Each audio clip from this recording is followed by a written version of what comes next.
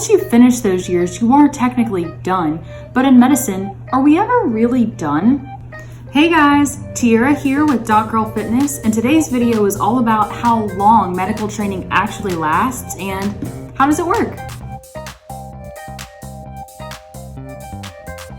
People often know that the road to becoming a doctor can be a pretty grueling and long process, but it's not often discussed how long it really takes to become a practicing physician. So let's start from the beginning.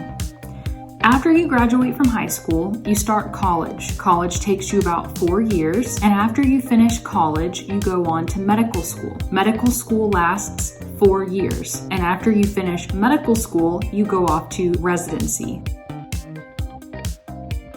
Whenever you graduate from medical school, you are a medical doctor. You get a degree called a Doctor of Medicine. And depending on if you go to an MD or a DO school, you either get a Doctor of Allopathic Medicine degree or a Doctor of Osteopathic Medicine degree. You are a doctor, but you still have a lot of learning left to do. That's what residency is for. In medical school, you learn about everything very broadly. Once you start residency in a specific field, you learn everything that you can about that specific field. You learn from practicing physicians as well as from patients that you see on a day-to-day basis. Residency can last anywhere from 3 years to up to 7 years, depending on the specialty that you decide to go into. And after residency, you can either decide to practice in the field of residency that you chose, or you can do what's called a fellowship, which is just an even more specialized form of training. Fellowships can last anywhere from 1 to 4 years typically, and once you're done with fellowship training, you're typically done and go on to practice in your specific field. That puts medical doctors at a minimum of around 11 years of training after high school